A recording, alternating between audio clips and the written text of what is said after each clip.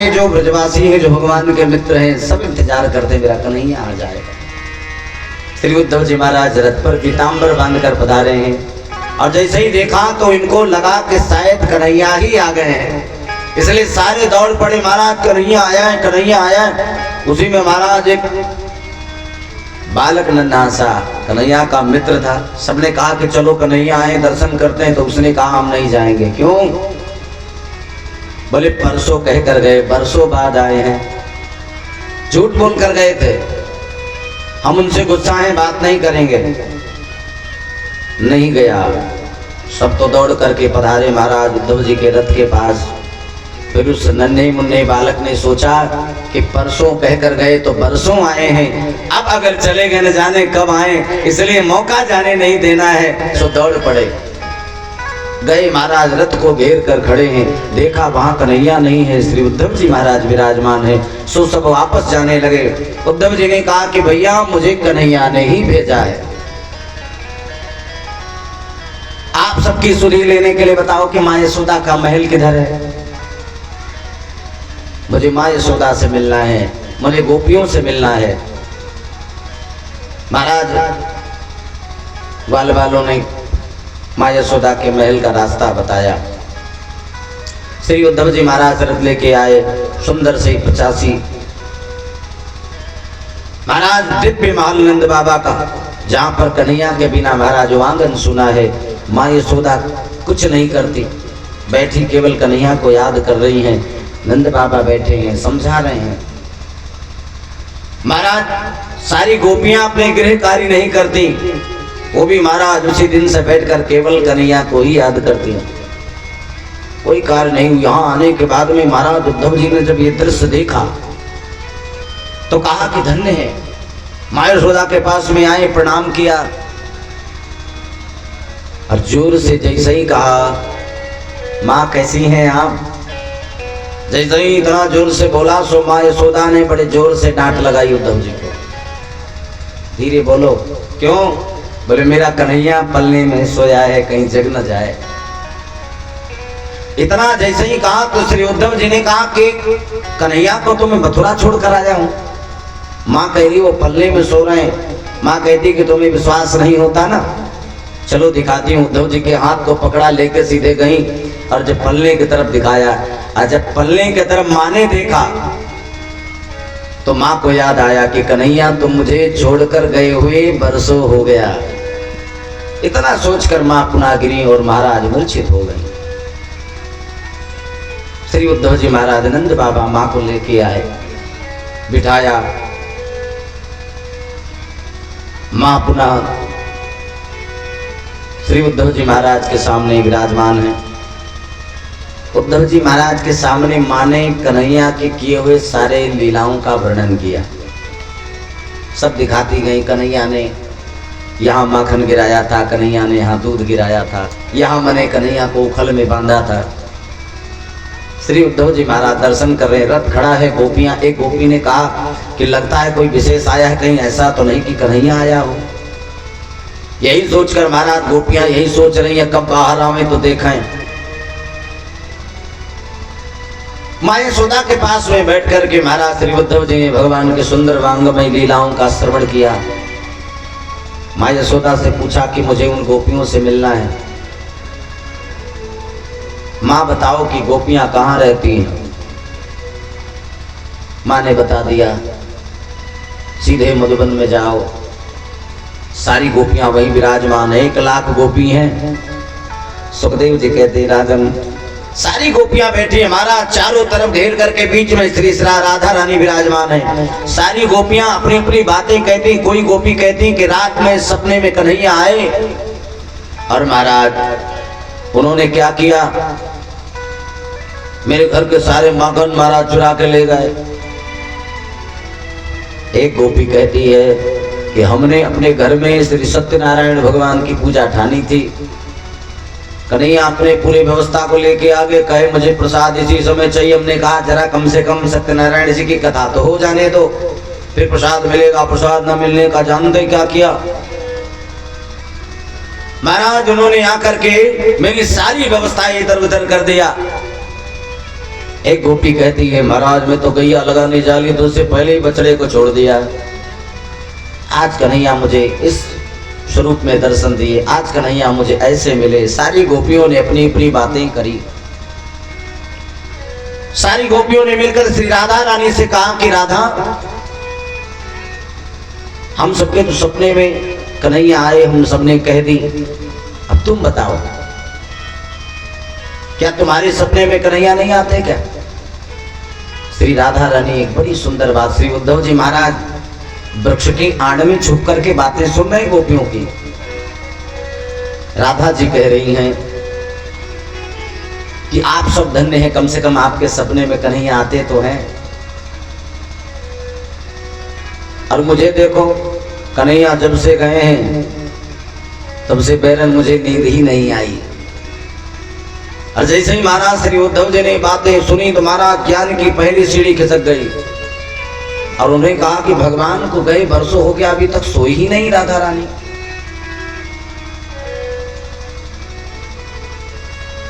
धन्य है। सुखदेव जी कहते हैं महाराज क्या भाव है। सारी गोपियां आपस में बातें कर रही, उसी समय महाराज एक भंवरे को देख करके सब गोपियां आपस में चर्चा करती हैं। भंवरे की शक्ल तो महाराज कन्हैया से मिलती जुलती है और ये भी लगता है कि हमारी बातें सुनने आया है। और अब तो ऐसे रंग वाले पर बिल्कुल विश्वास ही नहीं करना है। अब नहीं विश्वास करना मैंने छोड़ दिया। अब तो महाराज किसी से ऐसे दिल नहीं लगाना है मुझे। खूब बुलाना देती हैं, ऐसा थोड़ी होता है किसी से प्रेम करिए फिर छोड़कर चले जाइए। तब तक महाराज दूसरे से गोपी कहती है ज्यादा कन्हैया की बुराइयां मत करो, कहीं कन्हैया का कोई खास होगा जाकर कह दिया तो एक तो वैसे ही बरसों से नहीं आया है, अगर आने का विचार भी बना रहा होगा तो महाराज त्याग देगा, इसलिए बिल्कुल कोई बात नहीं होगी। इन बातों को सुनकर महाराज श्री उद्धव जी विराजमान होकर अब उद्धव जी से रहा नहीं गया, सो बाहर निकल के आ गए। अब उद्धव जी को जैसे ही देखा सारी गोपियों ने, तो महाराज उद्धव जी भगवान कृष्ण के जैसे ही लगते थे। बड़े बड़ी महाराज जटाएं थी महाराज घुटने तक, बड़े सुंदर लग रहे हैं। तम भिक्षम कृष्णानुचरम व्रजयी स्त्रियः प्रलम्ब बाहुम नवकंजलोचनम। भगवान कृष्ण के हुबहू लगते हैं श्री उद्धव जी। पीतांबरम पुष्कर मलिनम लसम मुखारविंदम मणिमुष्ट कुंडलम। सुंदर कुंडल धारण किए श्री उद्धव जी आ गए। उद्धव हमें ज्ञान की, उद्धव हमें ज्ञान की पोथी न सुनाना। हम प्रेम दीवाने हैं, ओ प्रेम दीवाना।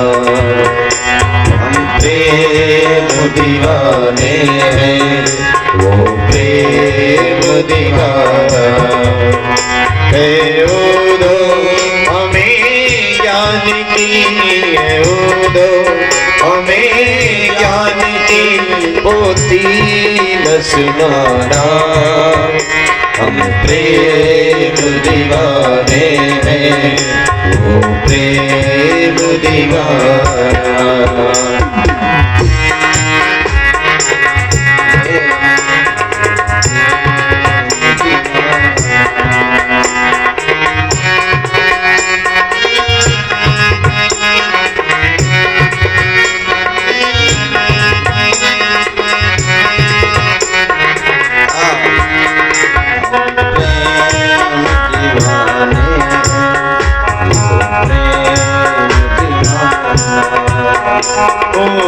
तन मन जीवन श्याम का और श्याम हमारा काम। तन मन जीवन श्याम का और श्याम हमारा काम। रोम रोम में रम रहा, रोम रोम में रम रम रहा वो मतवारा श्याम। रोम रोम में रम रहा वो मतवारा श्याम। इस तन में अब योग का, इस तन में अब योग का नहीं कोई ठिकाना। ऐ वो दो हमें ज्ञान की, वो दो हमें ज्ञान की होती न सुनाना। हम प्रेम दीवाने, वो प्रेम दीवाना।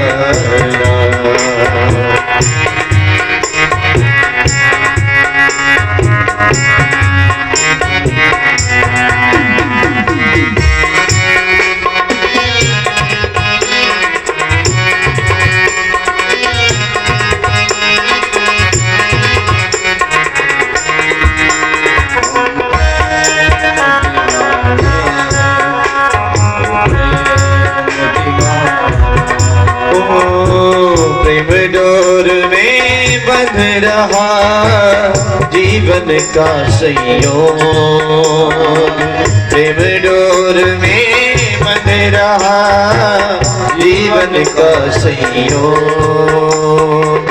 चरणन की पूजा करें, चरणन की पूजा करें, यही हमारा योग।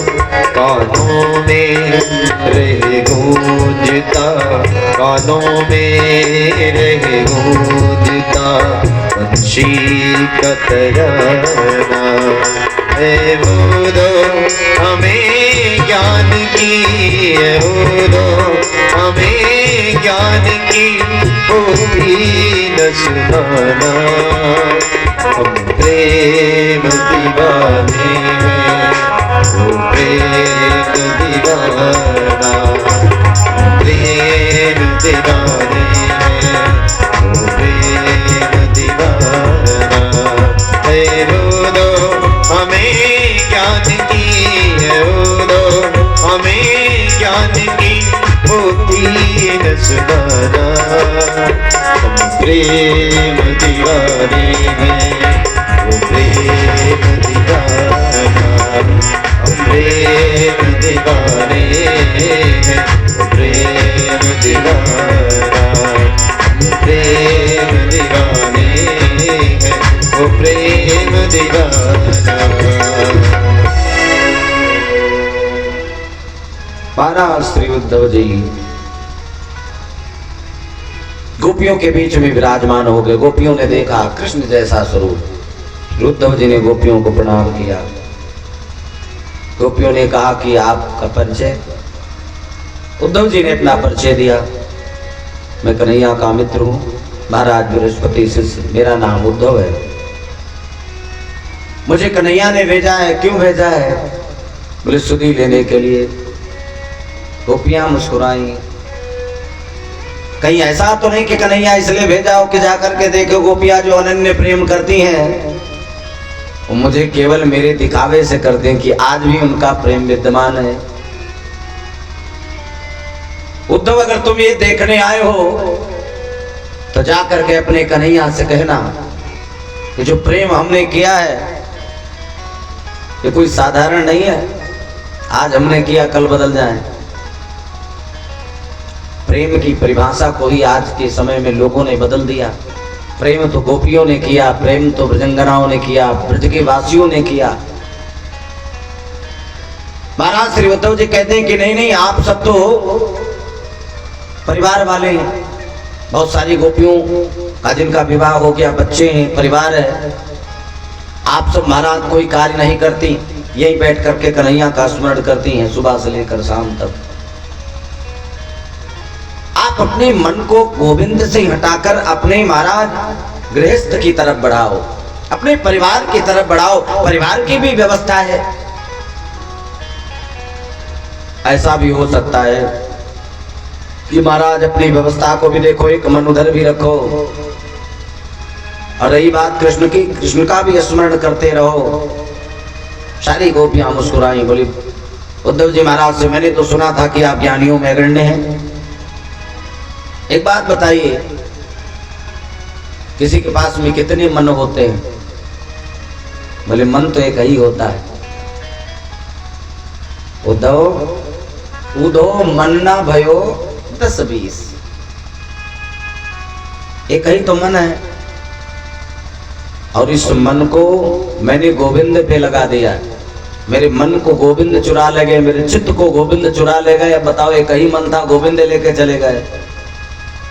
अब बताओ क्या करें? उद्धव जी महाराज गोपियों को समझाने का प्रयास करते हैं कि वो साक्षात ब्रह्म है। ब्रह्म से प्रेम करना, ब्रह्म से संबंध रखना, ये कोई साधारण बात नहीं है। श्री उद्धव जी महाराज शायद ये नहीं जान पाते। सुखदेव जी महाराज राजन परीक्षित से कहते कि राजन, वो भी नहीं जानते कि जो गोपियां हैं ये कौन है। महाराज, गोपियां साक्षात वेद की ऋचाएं हैं, मंत्र हैं। गोपी के रूप में महाराज परिणित हुई हैं। गोपियां जब सुनाना शुरू करती हैं तो श्री उद्धव जी ने कन्हैया से कहा था कि 2-4 घंटे में वापस आ जाएंगे। आज 7 महीने हो गए गोपियों के प्रवचन सुनते। 7 महीने बाद याद आया कि मुझे जाना भी है। समझ में नहीं आता। उद्धव जी ने कहा कि अरे धन्य है जिन महाराज ब्रजवासियों गोपियों को मैं गांवरिया समझता था, महाराज उनके पास में इतना ज्ञान कहां से? श्री उद्धव जी महाराज के ज्ञान की सारी सीढ़ी खिसक गई। गोपियों की बातें सुनते रहे। गोपियों ने कहा कन्हैया से कहना कि ये प्रेम कोई दिखावा नहीं है। अगर वास्तव में दिखावा होता तो वृंदावन से मथुरा की ज्यादा दूरी नहीं है, दिन में 1-2 चक्कर तो लग ही जाता। लेकिन महाराज हम सब भी बिल्कुल प्रतिज्ञा करके बैठे हैं, कन्हैया जब तक नहीं आएगा तब तक हम ऐसे ही प्रेम करते रहेंगे, हम कोई कार्य नहीं करेंगे। तो श्री उद्धव जी महाराज ने जाते जाते कहा कि आप चिंता मत करिए, भगवान से जाके निवेदन करेंगे कि आपको एक बार दर्शन अवश्य दें। और जब जाने लगे तो सुखदेव जी महाराज कहते हैं कि राजन, आज श्री उद्धव जी महाराज के समझ में नहीं आता कि गोपियों का चरण छूं, और अगर मैं चरण छूता हूं तो मैं उस योग्य नहीं हूं। जो अपने आप को ज्ञानियों में अगण्य समझते थे, आज वो अपने आप को योग्य नहीं समझते उनका चरण छूने। क्या करें? कहते महाराज उनके चरण तो बहुत ऊपर हैं, अगर उनके चरण की रज ही मिल जाए तुम्हारा जीवन धन्य हो जाए। इसलिए उद्धव जी जब जाने लगे तो गोपियों का चरण रज ही अपने मस्तक पे लगाया, चरण धूलि अपने मस्तक पर धारण किया।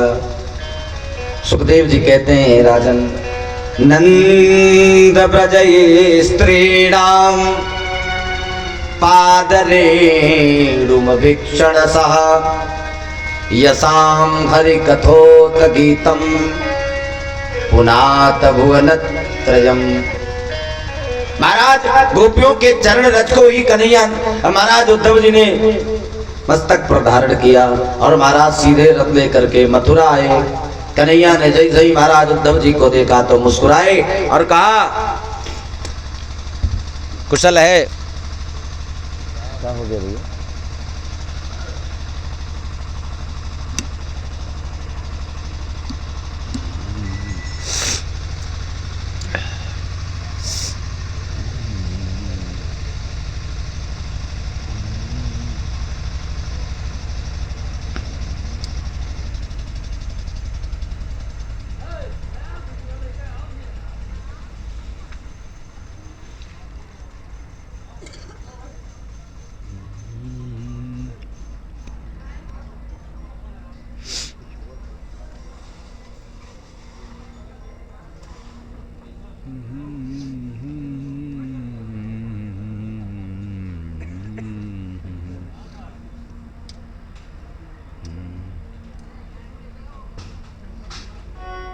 हरि ओम।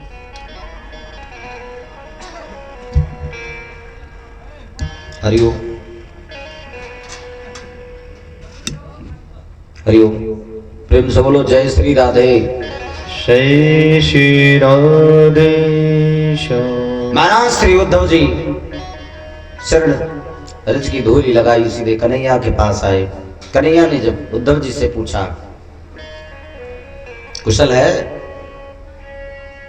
महाराज उद्धव जी मुस्कुराए, बोले आप तो महाराज कहते हैं ना जले पे नमक डालना, आप तो सब समझ गए होंगे। कन्हैया ने कहा नहीं समझ गए। उद्धव जी ने कहा एक काम करना कन्हैया, क्या? मैं वादा करके आया हूं, एक बार गोपियों को दर्शन जरूर दीजिए।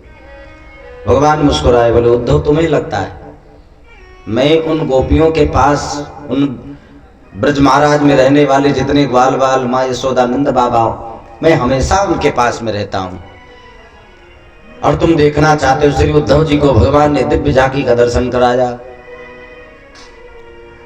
सर्वदेश दिशा काले श्री सभ्याहत पराक्रम। भगवान दिव्य झांकी का दर्शन करा रहे, सारी गोपियां चारों तरफ से महाराज, बीच में भगवान कृष्ण राधा के साथ विराजमान है।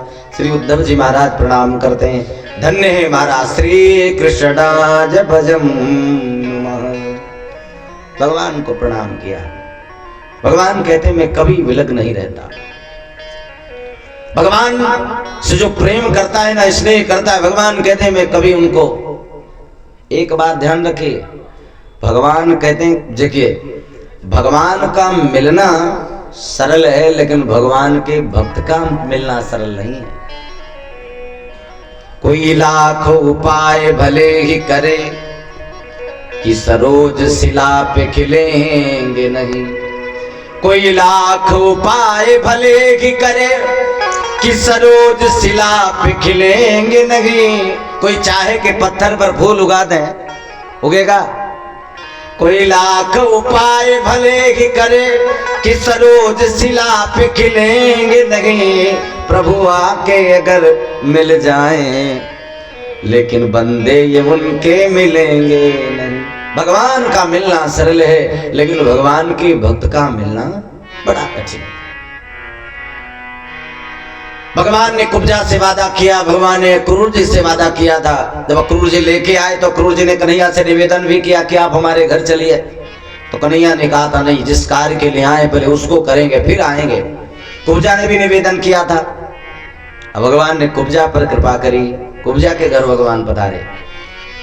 कुब्जा के महाराज कुबड़ को भगवान ने सीधा किया, और जैसे ही हाथ लगाया तो महाराज एकदम सीधी हो गई, परम सुंदरी हो गई। हाथ जोड़कर भगवान से कहती कि धन्य है आप करुणा निधान है। महाराज कुब्जा पर भगवान ने कृपा करी, इसलिए क्रूर जी के घर पधारे। क्रूर जी ने भगवान का पूजन अर्चन किया। भगवान का दर्शन महाराज श्री क्रूर जी ने किया। क्रूर जी को आज कन्हैया श्री हस्तिनापुर भेज रहे हैं, जहां पर महाराज पांचों पांडव, माता कुंती विराजमान है। माता कुंती भगवान की बुआ है। महाराज सुरसेन की पुत्री हैं। इनको कुंती भोज लेके गए थे, इसलिए उनकी बेटी बनी, गोद लिया था उन्होंने। अक्रूर जी को भेजा, बोले महाराज पांडु की मृत्यु हो गई है, और महाराज धृतराष्ट्र में पांचों पांडवों को लेके हस्तिनापुर गए हैं, लेकिन धृतराष्ट्र का भाव जिस प्रकार से अपने बच्चों के प्रति है, वैसा पांडु के बच्चों के प्रति नहीं है। जरा जाके एक बार व्यवस्था देख के आओ कि उनको किसी प्रकार से कष्ट तो नहीं है। महाराज श्री क्रूर जी कन्हैया की बात मान करके हस्तिनापुर आए। हस्तिनापुर की महाराज दशा देख करके महाराज श्री क्रूर जी आकर के कन्हैया को बताते हैं। इधर महाराज कंस की दो पत्नियां हैं, अस्ति और प्राप्ति। सुखदेव जी कहते हैं कि राजन अस्ति प्राप्तिश्च कंसस्य महिषो भरतर सभा।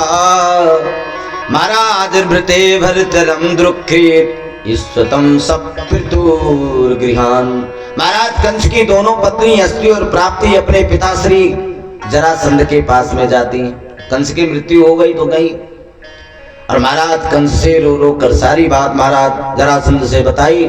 जरासंध ने कहा कि चिंता न करो, और महाराज पूरी सेना सजाई, एक अक्षौणी सेना, और महाराज मथुरा पर चढ़ाई कर दी, पूरी मथुरा को घेर लिया। भगवान कृष्ण और बलराम ने जरासंध को एक बार नहीं 17 बार हराया। जब भी महाराज हर बार एक अक्षौणी सेना लेके आता, और महाराज कन्हैया बलराम दोनों मिलकर के महाराज समस्त आए हुए महाराज सेनाओं का संहार कर देते हैं। भगवान कहते हैं इससे बढ़िया क्या है, मुझे ज्यादा ढूंढना नहीं पड़ेगा, जाना नहीं पड़ेगा, सबका कल्याण यहीं बैठे बैठे हो जा रहा है। हर बार महाराज जरासंध को छोड़ देते, एकदम चिढ़ा रहता तो फिर सेना इकट्ठा करता, लोगों को दूर देश विदेश से लोगों को इकट्ठा करके फिर से सेना तैयार करता, फिर मथुरा पे आक्रमण करता। 17 बार हराया। और 18वीं बार महाराज जब जरासंध ने मथुरा पर आक्रमण करना हुआ तो महाराज विप्रादि को अनुष्ठान के लिए तैयार किया और कहा कि हमारे लिए विजयी हेतु यज्ञ करो, और भगवान जो भी उनसे निवेदन करो कि इस बार महाराज हमारी विजय होनी चाहिए, और इस बार अगर हमारी विजय नहीं हुई तो महाराज जितने बैठे हुए विप्रदेव पाठ कर रहे हैं सबका कल्याण कर दूंगा, ध्यान रखना। महाराज जो विप्रदेव वहां बैठ करके भजन कर रहे थे, विजय हेतु जाप कर रहे थे विजयी मंत्र का। अब मंत्र तो नहीं जपते, लेकिन भगवान से निवेदन अधिक करते हैं कि प्रभु अब तो मेरी लाज आपके हाथ में, क्योंकि अगर वास्तव में आपने कुछ किया नहीं महाराज तो ये तो ठहरा दुष्ट मार देगा। और भगवान कहते हैं कि भले ही अपना मान चला जाए लेकिन भक्त का मान न टलने पाए, भले ही मेरा मान चला जाए। भगवान ने कहा कि कुछ करना चाहिए, और महाराज 18वीं बार आक्रमण करने से पहले ही काले वन आ गया। काले वन महाराज ऐसा था कि काले वन के सामने लड़ने वाला इस संसार में कोई और दूसरा नहीं था। काले वन को श्री नारद जी ने बता दिया कि आपके समान लड़ने वाला मथुरा में महाराज कृष्ण और बलराम वसुदेव के 2 लाला हैं। महाराज कालेवन ऐसे ही लोगों को ढूंढ रहा था, तो सेना सजाया, मथुरा पर आक्रमण किया और कालेवन आ गया। महाराज जरासंध से पहले ही कालेवन आया, तो भगवान ने सोचा कि कालेवन तो लड़ने से तो मारा नहीं जा सकता, तो भगवान कालेवन से लड़े नहीं। कालेवन से कहे कि लड़ाई हम करेंगे जहां हम जगह सुनिश्चित करेंगे। तो कालेवन ने कहा कि ठीक है, तुम अपने हिसाब से। अब कन्हैया कालेवन को युद्धस्थल से दूर लेकर गए, और जब कालेवन कन्हैया से कहता है कि अब कहां जाओगे लड़ने, रुको यहीं लड़ लेते हैं, तो कन्हैया रुकते नहीं और धीरे धीरे करके भगवान दौड़ने लगे, भागने लगे। और जब भागने लगे महाराज तो कालेवन भी भगवान को दौड़ाते हुए जा रहा, और कहा कि आज मुझे पता चला, लोग कहते थे महाराज कि कन्हैया इसका कोई भरोसा नहीं है, लेकिन आज मुझे भी मालूम हो गया लड़ना नहीं चाहता है। महाराज न जाने कौन तुम्हें वीर कहता है, तुम तो रणछोर हो। और महाराज कालेवन भगवान को दौड़ाते दौड़ाते महाराज पहुंच गया कहां, महाराज द्वारिका के समय महाराज कंदराओं में, जहां पर श्री मुचकुंद जी सो रहे थे। ये मुचकुंद कौन है? हमने उस दिन सुनाया था जब सूर्यवंश की वंशावली हम सुना रहे थे, तो उसमें महाराज मंधाता के पुत्र श्री मुचकुंद जी हुए। एक बार जब देवताओं और असुरों में भयंकर युद्ध हुआ तो इंद्रादि देवताओं ने अपनी सहायता के लिए श्री मुचकुंद को याद किया, और मुचकुंद देवताओं के सहायता के लिए सेनापति बने। और भयंकर महाराज संग्राम हुआ। जब देवताओं के सेनापति श्री कार्तिकेय जी बने तो देवताओं ने मुचकुंद से कहा कि महाराज बड़ी कृपा की आपने, हमारे साथ युद्ध में आपने सहयोग किया, हम आपसे निवेदन करते हैं कि आप जाइए, आप विश्राम करिए। तब से महाराज आज तक देवताओं के सेनापति श्री कार्तिकेय जी ही नियुक्त हैं। महाराज मुचकुंद को विश्राम करने के लिए निवेदित किया। भगवान मुचकुंद की सेवा से प्रसन्न होकर के प्रकट हो गए, मुचकुंद को आशीर्वाद दिया और मुचकुंद से कहा जाओ तुम निश्चिंत होकर सो जाओ और तुम्हें कोई जगाएगा नहीं। अगर किसी ने तुम्हें जगा दिया तो तुम्हारे महाराज नेत्र की ज्वाला अग्नि से वो जल करके भस्म हो जाएगा। महाराज मुचकुंद तो बड़ी गहरी नींद में सो रहे, कन्हैया लेके मुचकुंद के पास ही पहुंच गए और महाराज वहीं जाकर के कन्हैया छुप गए। अब कालेवन पीछे से पहुंचा तो उसको लगा कि लगता है कन्हैया ने ही ऊपर से चादर डाल के महाराज सोने का नाटक कर रहा है। तो बड़े जोर से महाराज पैरों से ठोकर मारी और कहा मैं समझ गया तेरी चालाकी, तो मुझे इसमें लेकर के माया में महाराज लिप्त करना चाहता है। मैं तेरी चालाकी समझता हूं, मेरे सामने तेरी चालाकी नहीं चलेगी। महाराज पैरों से ठोकर मारना प्रारंभ किया। अब महाराज कालेवन गहरी नींद में सो रहे थे, अचानक नींद खुली और महाराज नींद खुली तो मुचकुंद उठकर बैठ गए और सामने जैसे ही कालेवन को महाराज नेत्र खोल कर देखा तो नेत्र की महाराज ज्वाला धकी और उसी में जल करके महाराज कालेवन भस्म हो गया। बोले मुचकुंद महाराज की जय। महाराज मुचकुंद देख रहे ये कैसे हो गया। भगवान कंदराओं से बाहर निकले।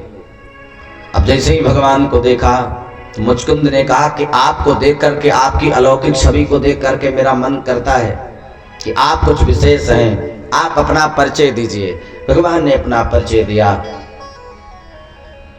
जब मालूम चला कि महाराज ये तो साक्षात भगवान है, तो चरणों में गिर गए और प्रणाम किया भगवान को। अमार जादः क्षुद्रश्चलमतिरसोय्या प्रसभभू कृतागनो दुर्मानि स्मर परवसो वंचन परः नृशंसा पापिष्ठा कथमहमितो दुःख जलधे रपारदीर्दूतीर्णस्तव परिचरेण्यं चरणयो।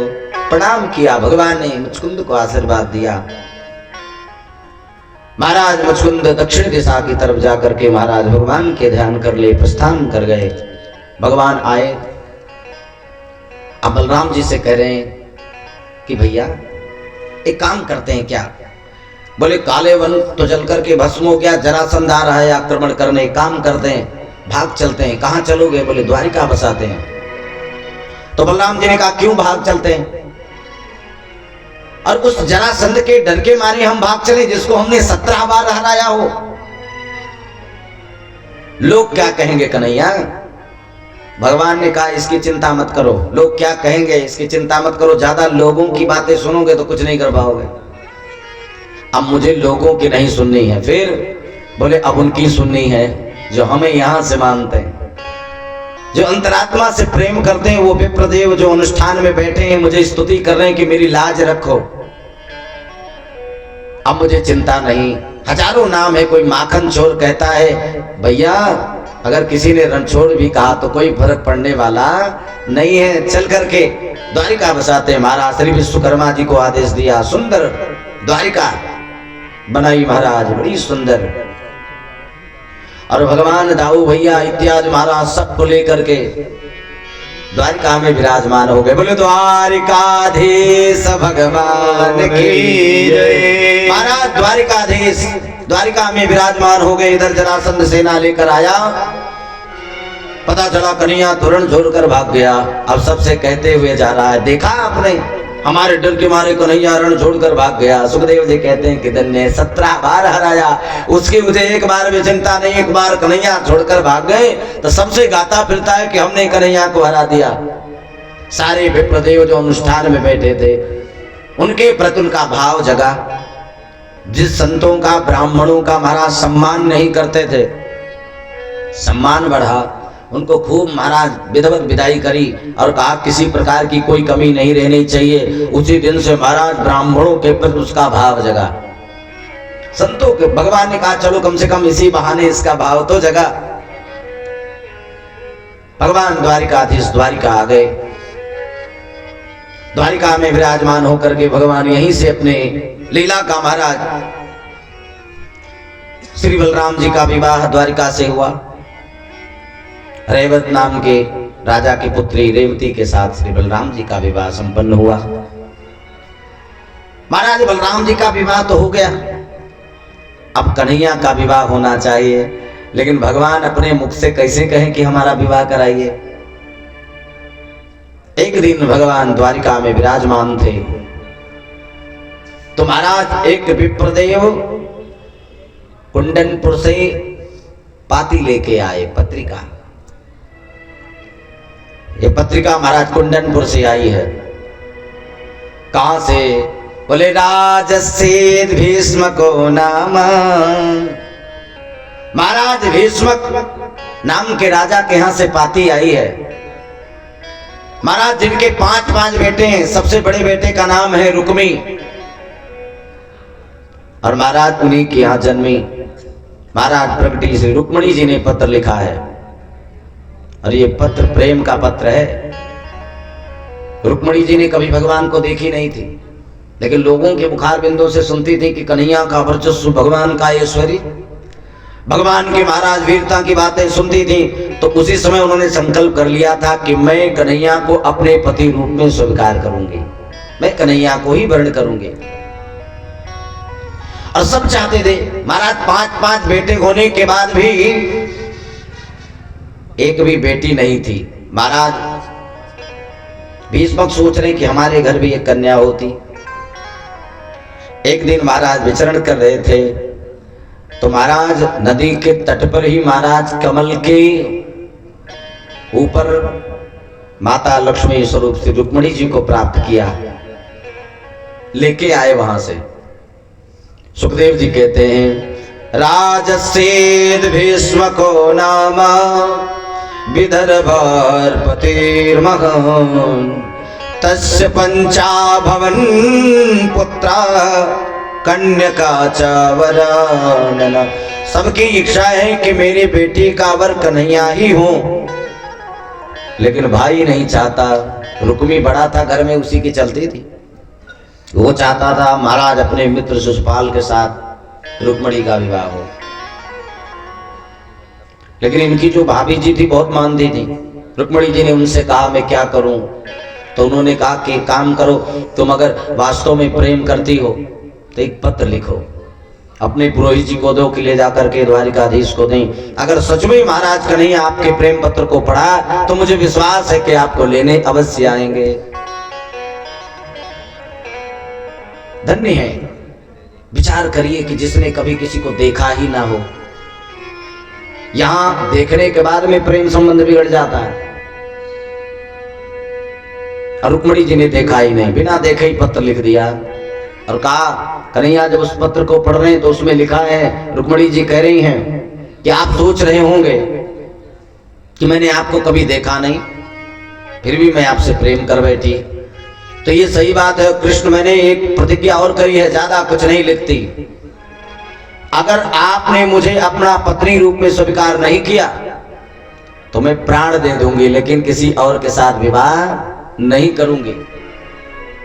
भगवान पत्र पढ़ रहे हैं। द्वारकं चा समावेत्य प्रातिहारे प्रवेशितः। महाराज पुरोहित जी के सामने कन्हैया पत्र पढ़ रहे हैं। आजकल महाराज चाहे कथा हो, कीर्तन हो, हमारी सांस्कृतिक विचारधारा हो, आजकल तो महाराज जैसे ही थोड़े से उच्च कक्षा में गए, MSc BSc किए तो महाराज भाव बदल जाता है, लोग संस्कार भूल जाते हैं। कथा से कोई मतलब नहीं, कथा को भी मनोरंजन के दृष्टि से देखने लगते हैं, क्योंकि कथा कोई मनोरंजन नहीं है। एक गांव में महाराज 3 मित्र हुआ करते थे। एक बार वो ऐसे ही नदी घूमने के लिए गए, एक नाविक से कहे कि इधर आओ। नाविक नाव लेके आया। क्या है? बोले थोड़ा सैर कराओ ना हमको। नाविक ने कहा कराएंगे। कितना लोगे? बताया इतना लेंगे। ठीक है। तीनों बैठे। अब तीनों नाव में बैठ गए घूमने के लिए। ठीक है, घूमने के लिए बैठ गए तो घूमते। लेकिन महाराज घूमने के लिए बैठे, अनर्गल महाराज वार्तालाप करने लगे। उस नाविक से महाराज एक व्यक्ति कहता है, तीन में से एक खड़ा हुआ और नाविक से कहता है कि ये बताओ कुछ इतिहास के बारे में जानते हो? तो नाविक ने कहा कि भैया हम तो नहीं जानते, हम तो नाव चलाते, हम क्या जाने इतिहास के बारे में। तो पहला वाला कह रहा है कि तुम्हारी जिंदगी बेकार है, बताओ तुम्हें इतिहास के बारे में नहीं मालूम। दूसरा वाला कह रहा है महाराज ये बताओ भूगोल के बारे में जानते हो?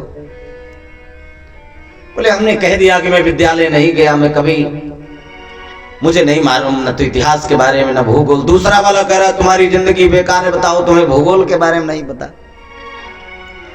तीसरे वाले ने कहा ये बताओ लंदन की आबादी कितनी है? तो बोले हद हो गई, आज तक मुझे अपने घर की आबादी नहीं पता, तुम लंदन की पूछ रहे हो। तीसरा वाला भी कह रहा है तुम्हारी जिंदगी बेकार है। अच्छा, नाविक ने कहा कि चलो ठीक है देख लेते हैं जिंदगी किसकी बेकार है। और जब बीचों बीच धारा में लेके नाव आया तो लगा बस उतारने। अब तीनों ने पूछा क्या करोगे? बोले बताओ तुम तीनों में से तैरना किसको आता है? तीनों ने कहा मुझे नहीं आता, मुझे नहीं आता, मुझे नहीं आता। तो उसने कहा कि मुझे भूगोल नहीं आता, इतिहास नहीं आता, लंदन की आबादी मुझे नहीं पता, इसलिए हमारी जिंदगी बेकार है। और आज तुम तीनों को तैरना नहीं आता इसलिए तुम्हारी जिंदगी बेकार है। क्यों? बोले हम तो कूदेंगे। महाराज नाविक तो कूद गया, वो तीनों वहीं बैठकर इतिहास और भूगोल लगाते रहे। प्रेम की परिभाषा महाराज कन्हैया देख रहे, वाह, मुस्कुरा रहे। अब दाऊ भैया ने देखा पीछे से कन्हैया कुछ पढ़ रहे हैं तो धीरे से दाऊ भैया को जब आते कन्हैया ने देखा तो तुरंत पत्र को समेटा, पुरोहित जी को दे दिया, कहा भैया जी को मत दिखाना। बलराम जी आए, बोले कन्हैया कुछ खास बात है क्या? बड़े भावुक होकर पढ़ रहे हो। कन्हैया का नहीं नहीं नहीं। लेकिन दाऊ भैया समझ गए, कहना तो नहीं चाहते कन्हैया लेकिन समझ गए। महाराज कन्हैया ने पुरोहित जी से कहा कि आप चिंता न करें, हम जरूर आएंगे। और उस पत्र में महाराज रुक्मणी जी ने एक बात और लिखी है। क्या? बोले महाराज हमारे यहाँ नियम है कि विवाह से पहले कुल देवियों की पूजा होती है। कुल देवी की पूजा के हेतु हम माँ कात्यायनी के मंदिर में विराजेंगे और उस समय आप आना, हम वहीं से मैं आपके रथ पर बैठ के आ जाऊंगी। महाराज कन्हैया ने पूरी तैयारी कर ली, सारथी दारू को लिया और भगवान जाने लगे। तो बलराम जी को कुछ शंका हुई तो दो चार महाराज सैनिकों को तैयार कर दिया और कहा कन्हैया का ख्याल रखना। और इधर बलराम जी ने पूरी सेना सजा के रखी है, क्योंकि बलराम जी जान गए थे कि कुछ तो होगा, भले ही कन्हैया ने ना बताया हो। और भगवान इस बार महाराज माता रुक्मणी को लाने महाराज रथ पर विराजमान होके जा रहे हैं। जहां पर रुक्मणी जी का जो भाई है रुक्मी, वो जानता था कि कन्हैया जरूर आएंगे, इसलिए महाराज माता कात्यायनी के मंदिर में कम से कम 10,000 राजाओं के सैनिक महाराज सैनिकों को उपस्थित कर रखा है। और सबको कहा है कि किसी प्रकार से कन्हैया बच के नहीं जाना चाहिए। 10,000 सैनिक लगे हैं वहां पर। महाराज कन्हैया रथ लेकर के पहुंचे। जब रथ लेकर के पहुंचे महाराज, तो जिन सैनिकों को कहा गया है कि किसी प्रकार से कन्हैया बच के नहीं जाना चाहिए, आज उन्होंने जब कन्हैया को देखा तो रोक नहीं पाए। क्यों? क्योंकि भगवान के महाराज स्वरूप को देख करके सारे सैनिक महाराज मंत्र मुग्ध हो गए। क्यों? क्योंकि भगवान इतने दिव्य हैं कि अधरम मधुरम वदनम मधुरम, अधरम मधुरम वदनम मधुरम नयनम मधुरम हसे तम मधुरम मधुराधिपते अब्जगम मधुराधिपते रकिदम मधुरम अवचनम मधुरम चरितम मधुरम वसनम मधुरम चलितं मधुरं चलितं मधुरं रम्यं मधुरं मधुराधिपते रखिलं मधुरं मधुराधिपते रखिलं मधुरं। महाराज जितने सैनिक लगे थे भगवान के वांग में स्वरूप को कह रहे, वाह कितने सुंदर लग रहे, भगवान के मुखारविंद, भगवान के कुंडल, भगवान के पीतांबर, भगवान का चलना, भगवान का आना इतना मधुर है कि मगन हो गए। मधुराधिपते रखिलं मधुरं मधुराधिपते रखिलं मधुरं मधुराधिपते रखिलं मधुरं मधुरं मधुरं वदनं मधुरं नयनं मधुरं हास्यं मधुरं हृदयं मधुरं गमनं मधुरं हृदयं मधुरं गमनं मधुरं मधुराधिपते रखिलं मधुरं मधुराधिपते रखिलं मधुरं मधुराधिपते रखिलं मधुरं मधुराधिपते रखिलं मधुरं। वेणुर्मधुरो रेणुर्मधुरा वेणुर्मधुरो रेणुर्मधुरा पाणिर्मधुरा पादौ मधुरा मधुरा नृत्यं मधुरं सत्यं मधुरं नृत्यं मधुरं मधुरं मधुराधिपते रखिलं मधुरं मधुराधिपते रखिलं मधुरं पीतं मधुरं पीतं मधुरं भक्तं मधुरं शुद्धं मधुरं रूपं मधुरं तिलकं मधुरं मधुराधिपते रखिलं मधुरं कर्णं मधुरं कर्णं मधुरं हरणं मधुरं रमणं मधुरं वमितं मधुरं शमितं मधुरं वमितं मधुरं शमितं मधुरं मधुराधिपते रखिलं मधुराधिपते रखिलं मधुरं।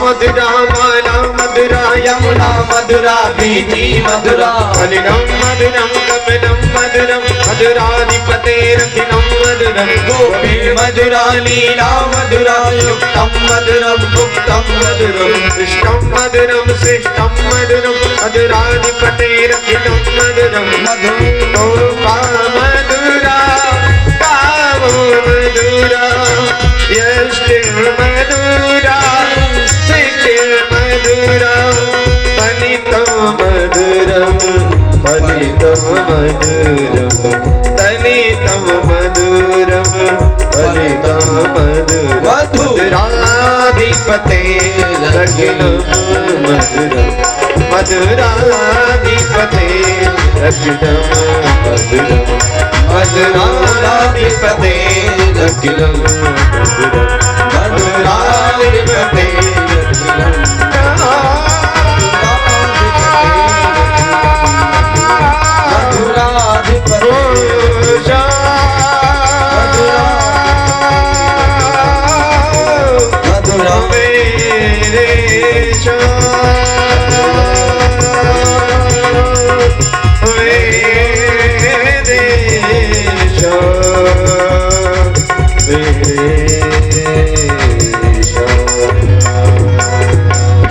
मधुराधिपते रखिलम मधुरम। सब मधुर है।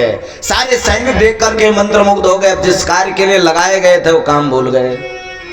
अब खाली भगवान को निहार रहे हैं। भगवान तो सीधे माँ कात्यायनी के मंदिर पहुंचे, जहां पर माँ रुक्मिणी कात्यायनी मंदिर में माता कात्यायनी के मूर्ति में भगवान को स्वयं पा रही हैं। भगवान ने वहीं पर गंधर्व विवाह किया। सीधे महाराज रुक्मिणी जी को लेकर के रथ पर विराजमान हुए, कन्हैया लेकर के चल दिए। इधर महाराज रुक्मिणी को खबर मिली, आया पूछा तुम सब किस काम के थे यहाँ? महाराज सब ने कहा कि वो इतने दिव्य थे, इतने सुंदर थे कि मैं आपको क्या बताऊं, आप भी देखते तो मंत्र मुग्ध हो जाते। जैसे ही कन्हैया की बातें महाराज रुक्मिणी ने सुनी, बड़ी डांट लगाई, बोली प्रशंसा किसी और को सुनाना, सबको दंडित करेंगे, पहले मैं उस कन्हैया को देख लूं। महाराज पीछे लग गए, साथ में महाराज शिशुपाल को लिया। भगवान द्वारिका नहीं पहुंचे थे, बीच में ही महाराज संग्राम छिड़ गया। उधर से बलराम जी भी आ गए, लड़ाई हुई। कन्हैया ने महाराज सबको दंडित किया। और जब मारने के लिए जैसे ही कन्हैया उद्यत हुए रुक्मिणी को, शिशुपाल को तो छोड़ ही दिया, क्योंकि शिशुपाल की मां से भी कन्हैया ने वादा लिया है कि जिस दिन 99 के ऊपर सैकड़ा पार करेगा ना, उस दिन चक्र सुदर्शन चलेगा, बीच में नहीं। जितना गलती करना है उतना कर लो। महाराज रुक्मिणी को मारने के लिए जैसे ही कन्हैया तैयार हुए, सो माता रुक्मिणी ने हाथ जोड़कर निवेदन किया, कन्हैया से कहा कि क्षमा कर दीजिए, भाई हैं हमारे। और महाराज धर्मपत्नी जी कह रही हैं, तो आजकल तो साले जी का भाव विशेष रहता है। और साले जी जिस घर में सहयोग करने लगते हैं ना, उस घर का भविष्य जान लीजिए कि हाँ, ससुराल प्यार भई जब ते। महाराज कन्हैया ने कहा चलो अब साले साहब है, क्षमा करते हैं। बलराम जी कन्हैया रुक्मिणी जी को लेके द्वारिका आए। द्वारिका से पुनः महाराज भीष्मक तो चाहते ही थे कि मेरी बेटी का विवाह कन्हैया के साथ हो। इस बार महाराज पुनः कन्हैया के यहाँ से विदा करा के ले गए। अब विवाह की तैयारी हुई। भगवान के 1-2 विवाह नहीं, 16,108 विवाह हुए, लेकिन कोई विवाह हमारा सकुशल कहिए कि पांव पैलगी के बाद हो, ऐसा नहीं है। सारा विवाह ऐसे ही हुआ। अब महाराज यहाँ से विवाह हो रहा है। पहला विवाह रुक्मिणी जी के साथ। आज महाराज अद्भुत पूरी द्वारिका सजी है भैया। आज द्वारिका नगरी या निहाल सखिया, आज महाराज पूरी द्वारिका सब आए हैं। आज द्वारिका नगरी या निहाल सखिया, कि दोनों दुल्हा में छोट का कमाल सखिया, दोनों दुल्हा में छोट का कमाल सखिया। आज द्वारिका नगरी या निहाल सखिया, आज द्वारिका नगरी सब गाए हमारे साथ भाव से सखिया। दोनों दुल्हा में छोट का कमाल सखिया, दोनों दुल्हा में।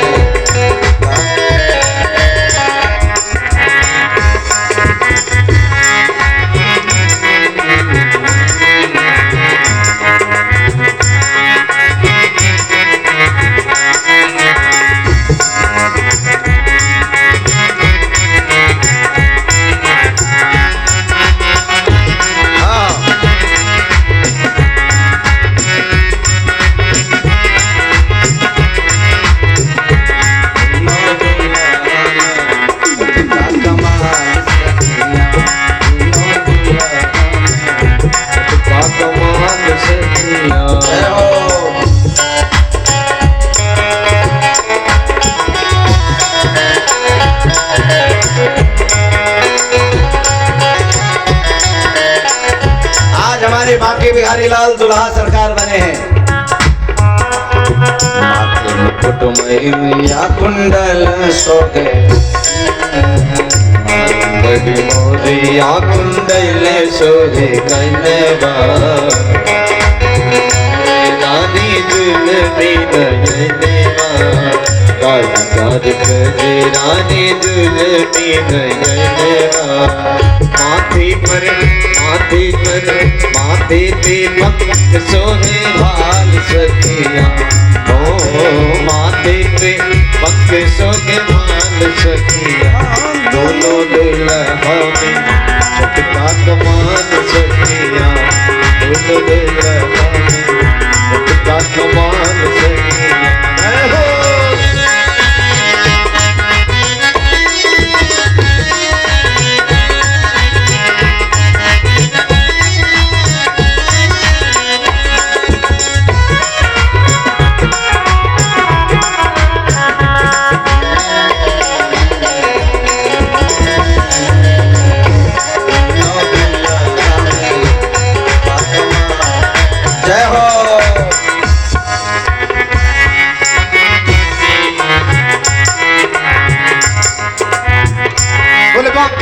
हरिलाल की जय।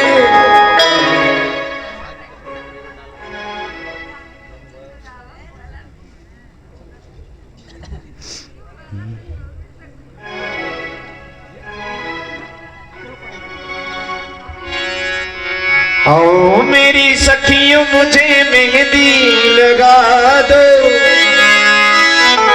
मेहंदी लगा दो मुझे ऐसी सजा दो, मुझे श्याम सुंदर की दुल्हन बना दो, मुझे श्याम सुंदर की दुल्हन बना दो।